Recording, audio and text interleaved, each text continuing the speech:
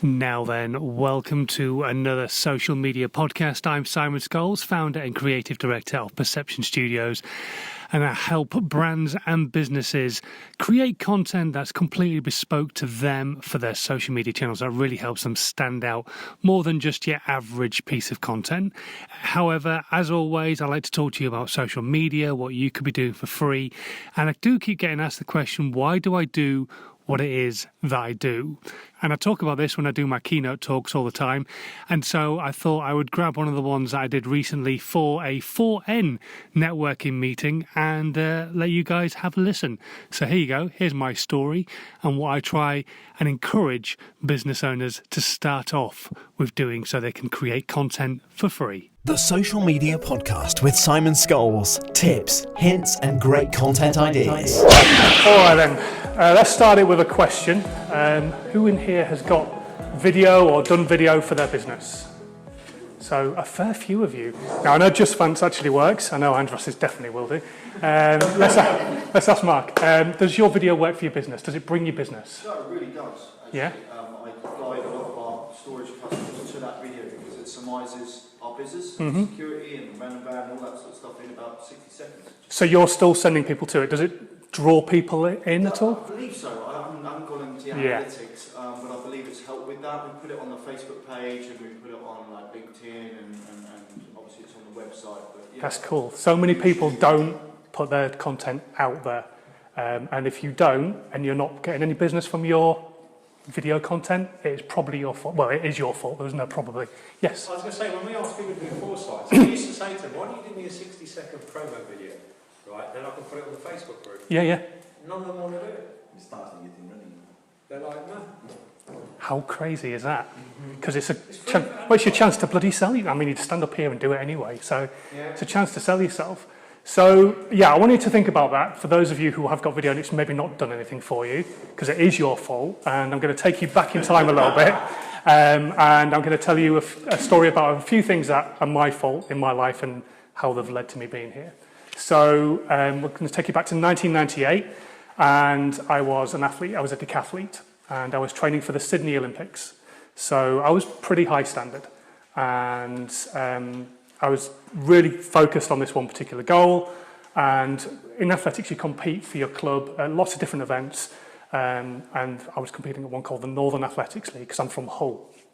So hopefully you can still understand what I'm actually saying as well, because now you know I'm a Yorkshireman. It might be more difficult.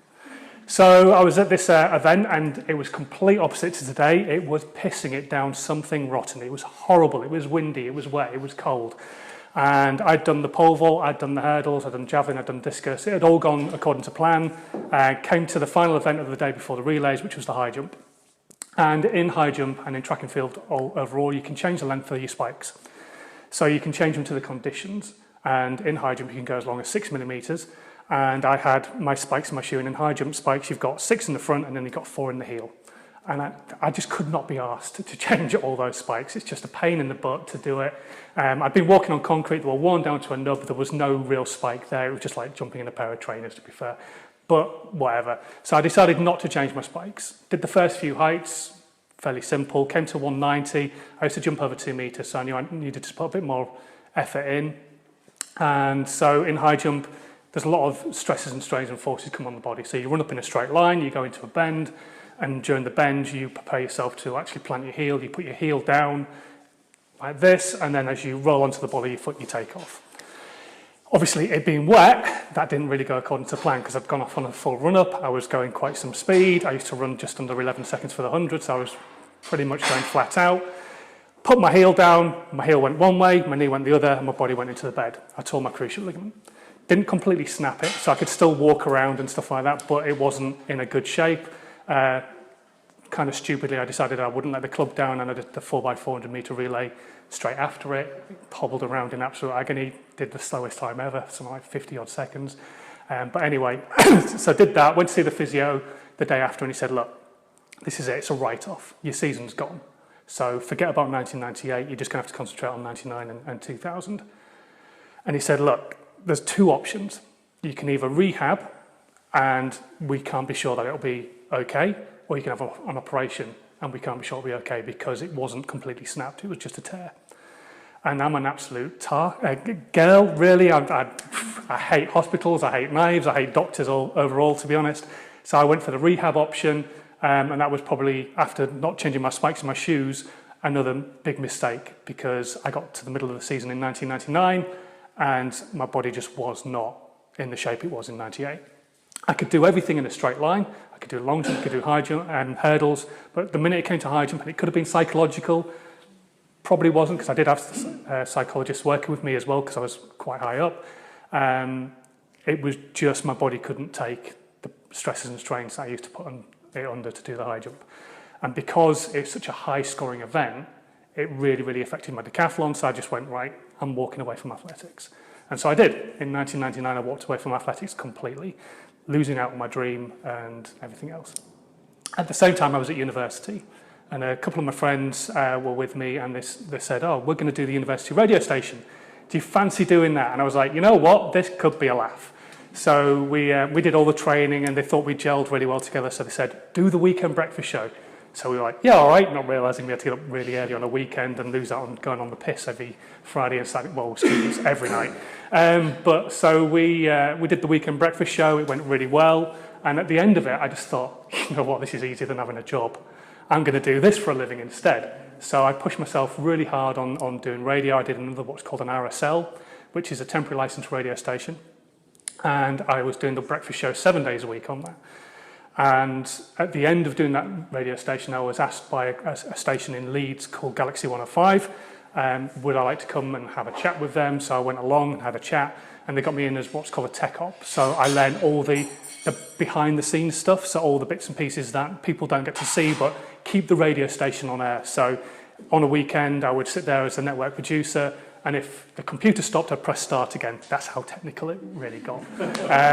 So I did that for about 6 months, and then I was poached by a station in my hometown back in Hull called Viking FM, and I was asked to go and produce and co-present the evening show with a guy called Ian. And so Ian was in Manchester, that's where he lived, and every day he would drive off to Preston, do a show in Preston on Rock FM, drive back from Preston to Manchester, then sit in his pants in his bedroom, and we'd do a radio show. I'd be in Hull, driving it, and we'd on an ISDN line, and he would be sat in front of a microphone in his bedroom, doing his show and eating curry and stuff like that. And so he was the main presenter, and then I would just now and again just go, shut up here, we're playing a song, and stick the song on and stuff, and we just have a bit of banter and that kind of stuff. After about 3 years, Ian got really ill. To the point that he had to stop working completely. His heart fell out of sinus rhythm, and they just could not get it back to him being okay. Really, really scary time. Thankfully, he's still with us, and we're still good mates now. But after about 4 months, the radio station said, look, we can't keep waiting for Ian to come back. We're just going to have to put somebody else in the evening show slot. So that's exactly what they did, and we were jobless. And so I was like, fuck, what do I do now? And so I'd been doing lots of stuff for them, but there was an internet radio station locally, and they said, oh, would you like to come and do the evening show for us? So I did, and did that for about 2 months, and then they went bust. And at this point, I was like, oh, for Christ's sake, what else could go wrong? I'd really fallen out of love with radio at the time, so I took a step completely back and went to work in an athletic shoe shop, as you do. And so I was, you work in radio, what else would you naturally progress to? So I was selling running shoes, basically helping people understand what pronating is and supinating. It's the way your foot lands when you're running. And so I was doing that, and one day I was working with somebody, and they said, oh, I got a phone call, and they said, oh, this is Yorkshire TV, would like you to do a TV show. I was like, okay, can you come and audition? So I went off and auditioned, and it was a live sports TV show. So there was me and a guy called Steve Jordan, and we sat together, we did the news on the sport, and then people would text us in for the next hour to talk about what we'd spoken about, but their questions. A bit like a radio talk show, but without people calling in. So we did that, and that was really great fun. It kind of reignited my passion for doing media as a whole more than anything else. So I started sending out my demo tape and stuff, and thought nothing of it. And suddenly I get a phone call from this number it was 0635 at the time, the one wasn't even in the number. And I went home and went into the white pages, this is how long ago it was, and had to sift through the white pages to try and find out where this 0635 number was. Came up as Newbury. I said to Mum, where the fuck's Newbury? And she went, I don't know. He said, neither do I. So I rang them back, and they said, oh yeah, we're Kick FM, we're a radio station, and we'd like you to come and have a chat, have an interview. So I was like, yeah, sure, not a problem. Not realising it was a 7-hour train journey to get there. For a 15-minute interview, and then a 7-hour train journey back. Yeah, 14 hours and 15 minutes for 15 minutes of chatting. I was not impressed. But they, on the train journey home, sent me a text message and said, can you come and do a 2-week trial? So I said, yeah, absolutely, not a problem. Left the store that I was working in 2 weeks later, came down south, and after doing one show, they said, right, we want to offer you the gig. So I was doing drive time, afternoons on Kick FM. And so I did that for almost a year. And in radio, every 3 months, you get what's called radar, which is your audience figures. And they came through, and I was doing pretty good. To the point, actually, I was doing better than The Breakfast Show, which would be fine normally, but The Breakfast Show was the boss. I lost my job. I lost my job that day. But yeah, and again, thought, fuck, what do I do now? And I got a phone call from a friend of mine, roughly about the same time, actually. And I'd been doing some work for a company who do in-store radio. Doing some stuff for Dixon's. Do you remember Dixon's on the high street? So I've been doing stuff for Dixon's and Dixon's Live, and some other services as well. And we were chatting. He rang me up on the same day, and I said, well, lucky you rang me up today. I've just lost my job. Have you got any work going? He said, actually, funny you should say that. I've got probably 2 weeks worth of shifts for you, which was brilliant because it paid more money than the Kick FM anyway. So I was like, great. And he said, and also, you do radio production, don't you? I said, yeah. He said, they're looking for a producer full-time in the production department. The guy's on holiday, but when he gets back, you should have a chat. So I did the radio shows for 2 weeks. The guy came back off holiday, Steve, and literally within, again, 10 minutes, 15 minutes, he'd offered me the job. I was like, brilliant, this is awesome. Everything's fallen back into place again. So I was at that company for about 10 years. Which most people would go, yeah, it must have been really, really great there. And it was at the start. After 10 years of smacking your head against a brick wall, eventually it's going to start to hurt. And yeah, after 10 years, I decided enough was enough. I wasn't really given the creative freedom I was allowed to have working in other places. I'd worked with some amazing brands, though, during that time. I'd worked with Burberry, I'd worked with Topshop, I'd worked with IKEA. And when I say I'd worked with them, I'd worked with Christopher Bailey, who ran Burberry. I'd worked with Ingvar Kamprad, who came up with the ethos of IKEA. So I was working with the top people and learning all sorts of stuff from them in the process as well. So after the 10 years and deciding to leave, I'd started Perception Studios with a friend of mine about 2 years before we left. And we just had a bit of a play, really, doing videos for people. We'd done some cool projects, filmed the Pro Evo Soccer World Finals at Old Trafford and all this kind of stuff, but we just played at it. And so when I left, we had a chat, and he said, look, I want to concentrate on doing my voiceover work. So I took the business away and bimbled along with all this information that I'd learned from these great gods in the business world and implemented fuck all of what they taught me. Absolutely nothing.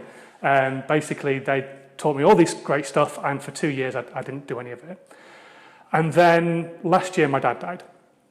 And it was quite a hard time. I went to networking about 3 weeks afterwards and did my pitch, and then loads of people came over to chat to me afterwards, which is great, meant the pitch worked, but my brain just went, nah. And so I said, right, I can't do this, took their cards, walked away, and didn't go back networking again for the next 6 months. After 6 months, thankfully I had loads of work lined up, but after 6 months, my pipeline had dried up. I still wasn't in a position really where I felt I should go networking, but I knew I had to. And I had to think about, actually, what is it I want to try and achieve with my business? And being still a small business myself, nothing pisses me off more than when you first start and everybody's got their hand out for money, because that's all we all want. Everybody's like, give me money, give me money, give me money. Oh, you want marketing? You need some money, you need to pay me for it. Oh, you want accounting? You need to pay me for it. Oh, you want this? You need to pay. And eventually you go, well, I'm just starting. I haven't got any fucking money. So the fact of the matter is I'm set up to fail. And that's kind of the thing that goes around your head at the start, because everybody wants cash and you can't afford to give them cash. So I realized at that point that that's what I wanted to do. I wanted to try and help small businesses understand that you can do brand building and it not cost you a penny, because I was so sick and tired of seeing this handout culture that is going on with small businesses. So what I want to do is give you some simple tips that will mean hopefully you won't make the same mistakes. It probably won't be your fault anymore because you can move forward from this point. All those things that were my fault kind of got me to this stage anyway. So you know it's part of the longer story, it's part of the longer picture. The first thing I would suggest everybody does is you all set goals. Who didn't set goals at the start of the year? It's probably, so Navim didn't, but then it's slightly different because you work for a large business who probably have got goals. No, I haven't. It's my business. Oh, okay, so your business didn't set goals at the start of the year? No. None whatsoever? Not even, I want to do GDPR? Well, no, it's already doing GDPR. In fairness. No, of course I have ongoing goals. So. Yeah, so most people set goals. Not Navim, but everybody else. So once you set your goals, basically you want to think about maybe setting a marketing calendar exactly the same way, because you still want your goals and you still want to see what you're actually trying to achieve through the year and see that you're achieving certain things. So I suggest most people put together a marketing calendar that looks at what's happening in their business that they can talk to people about on their marketing. Because the first thing that I suggest to people is that you do a blog. So you take your marketing calendar and you tie it in with different aspects throughout the year. The other day I was working with a leadership coach, and we'd pretty much got her year sorted, and then she said, oh, when should I start? And I said, actually, I think you should start tomorrow. And she said, well, what do you mean? I said, write a blog today about Star Wars Day tomorrow. So it was May the 4th. And she said, well, I don't really know where you're going with this. And I said, right, okay. Write a blog about the fact that the architect of the Death Star didn't see the problems in the Death Star because Darth Vader was such a ruthless, shitty boss. They were more scared about Darth Vader than seeing what the problems are. And she said, what a great fucking blog. So she went off and wrote this blog, and off she did. So that's what I want you to start thinking about, is when you're putting your marketing calendar together, is thinking about what's happening through the year that you could tie your content into. Doesn't mean that the whole blog has to be about that content, but it gives you a bit more searchability. When people are looking for certain things, there's a chance you might pop up and interest them to read it. So once you've done your blog, most people should stick to one thought. In radio, we had an old saying, which is one thought per link. You wouldn't go on the radio and go, it's 96.9 Viking FM, that was Jamiroquai, what a gloriously sunny day, let's all go play golf. By the way, what's black and white and eats like a horse? It's a zebra. Have you seen EastEnders lately? It's a really sad story right now about this guy who's been stabbed. Royal wedding. But people just go, what are you doing? You're here, there and everywhere. And that's the same with your marketing content, especially with your blog. One thought per blog. Stick to that thought. Have 3 or 4 real resonating points that will actually hit hard when people actually read it, because you're going to take those out, turn them into bullet points, and use them for your Facebook Live. So I have a little cheat sheet, which I'm more than happy to send you all if you want a copy of it, or you can go on my website and you can get it for Facebook Lives. And basically, I explain to people that the process should be, you do your 40-second pitch, which you do every single day, week in, week out. Maybe extend it a little bit to about a minute 30, because you can do, you're not kept to a time limit. Then you do your story, your blog, your bullet points in the middle, and then you do a small call to action at the end. Don't sell in the call to action, because there's nothing worse. I was talking to a chiropractor the other day, and he was going, oh, so how do I want to do stuff about people mowing the lawn? And I was like, that's great. He said, so how do I tell them to come to me to get themselves fixed? And I went, you don't. You tell them how to not get injured in the first place, because you're giving value then. And then you don't sell, but you say, if you've got any more questions, come and ask me. Give everything for free. This is what I do. Give everything for free. Always give value, don't sell. So once you've got your Facebook Live and you've done that, and it's going to be about 10 minutes long, which sounds a long time, but you take 1.5 minutes off the front and 1.5 minutes off the back, you've only got 5 or 6 minutes in the middle. It's not that long. I'm going for, God, you've been listening to me for 16 minutes already. So it's dead simple. So you've done your Facebook Live. There are some tips that you can take from my content online that will help you get over any fear of maybe doing it or talking to the camera or actually talking to people rather than at them. And so once you've done your Facebook Live, you can repurpose it, which means you can take the video off and you can edit it, and you can turn it into short form content. You can turn it into memes. You can turn it into podcast. And then you do it all again. So you do this 52 weeks of the year, you do 52 blogs, you do 52 Facebook Lives, you take all the content off, you're getting 3 or 4 videos out of it, which are maybe a minute in length, which you can put all over social media. You've got memes that you can take off and put all over social media. Just be careful where you're putting it. Make sure it suits the audience you're talking to.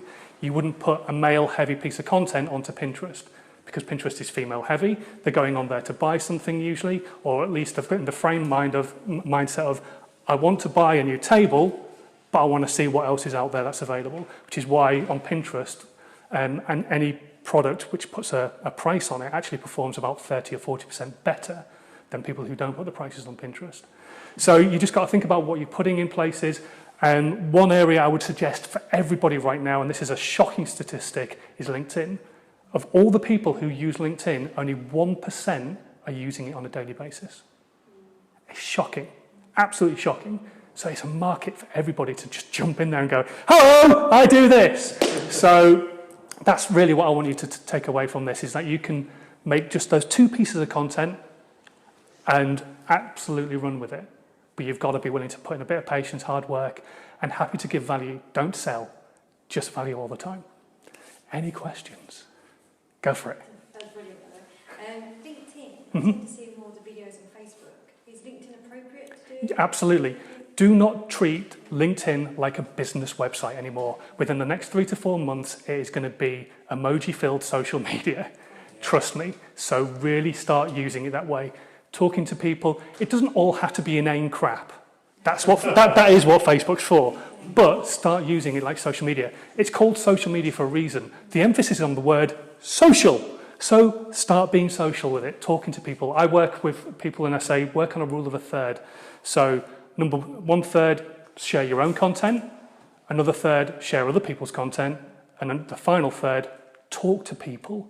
Because especially on Twitter, nobody uses it that way anymore. So when you reach out and actually chat to people, they're like, oh my God, somebody's actually talking to me, and they come back to you. Use the search functions on social media. Nobody uses search functions properly.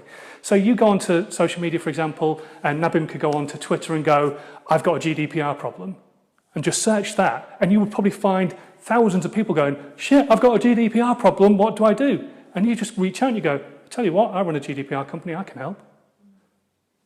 And they just, oh, right, okay, well, how can you help? And then you talk, you build a relationship. But use these functions that are there for you, because what's the point in everybody having the handout if you can do this stuff for free? Down the line, yeah, you want to pay people to do it because you haven't got the time to do it yourself. But when you're just starting out, just crack on, do it for nothing. Hopefully that answers your question. Yeah. You didn't mention G+. Google Plus. Well, I can do. I mean, when you tie it in with your YouTube account anyway, because one of the things I suggest to people is when they take their content to repurpose off Facebook, they put it onto YouTube.